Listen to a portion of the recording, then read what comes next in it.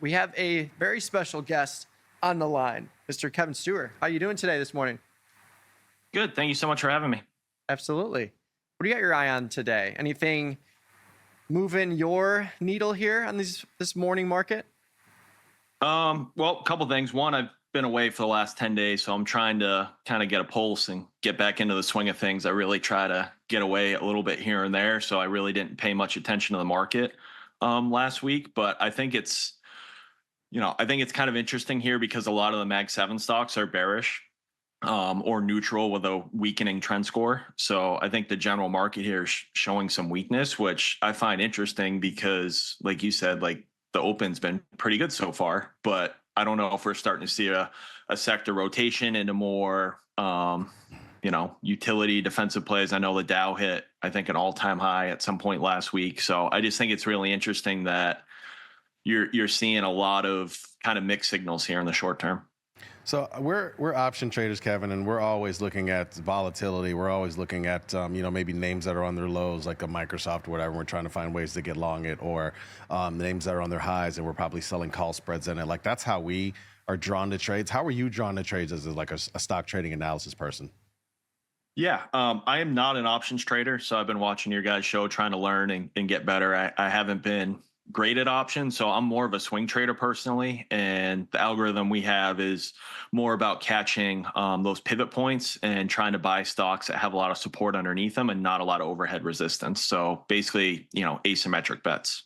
So how do you tap into those ideas though? Like you've been away for a bit, so like now you're coming back. What names are you drawn into? Is it something that's like on its lows, or you're like, man, this Micron is like pulled back and I think it could go higher? Like how are you, what's your, like, what are ideas how are you drawn to ideas immediately? Yeah, well, our algorithm gives every stock a trend score. So I look for stuff that is either neutral or bullish with an increasing trend score, because that usually means the price is going to go up. Not a guarantee, but we measure and map all these different technical levels, and we look for these confluence or pivot points, and we look for stocks that have a good amount of support underneath them and not a lot of overhead resistance. So we really like UFO here looks good. Palantir looks good. Dell is getting close to overhead resistance, and if it breaks through that, it has a lot of room to run. So those are some of the interesting stocks. Like I said, the DIA is probably my favorite right now out of SPY, QQQ, DIA, IWM. DIA has the strongest signal strength here. Gotcha. Yeah, I mean, see, now that's fascinating. So I'll tell you, as somebody who started off a little bit with trading analysis, I'm not like a real trading analysis guy, but I understand it in a simple way. One of the harder things for me to do early on was to match it up with options trading. So let's go look up some of those names you mentioned. Like the easiest one is probably DIA. Like DIA is one where the volatility is still fairly low. You could actually make a case for buying calls in here or a call spread in here if you feel like, because I'm pretty sure you're looking at this chart and you're like, this could break out and go to higher highs, right? This is one where you could do that. Dell, here's where it gets dicey when you talk about options. Dell is expensive, and it's hard to rationalize buying calls or call spreads in Dell right now. That's one where probably you buy a short, maybe you sell a put spread because it's just, and you don't want to expose yourself too much to the downside. So that's how we look at that as far as option traders. So, but I mean, those are good names you mentioned.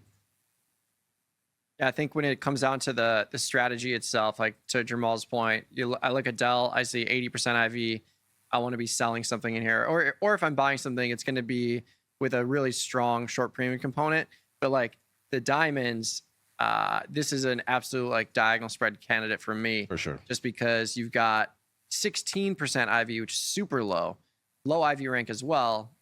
So it just sets up in a cheap way. Like this is a 15-point wide diagonal spread I have queued up here, 530, 545, and it's less than $1,000 with $600 of max profit to the upside if you get a move up there. So yeah, I think looking at these and just analyzing the different implied volatilities, but also, yeah, looking at products that have some room to run to the upside, like UFO. And then, yeah, it is interesting to see the Mag 7 sector kind of on its butt here. I mean, you've had the E-minis and NASDAQ down, the Russell ripping higher, but the Mag 7s that you would have thought would be leading the charge are simply not. I know, right?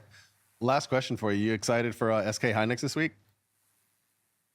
Yeah, I like I said, I'm just getting right back into the rhythm here. So I'm trying to get a beat on everything. But there's always opportunities in markets. So I think you just got to find, like you guys said, like be smart about where you place your bets here. 100%. Well, thank you, Kevin. Appreciate your time.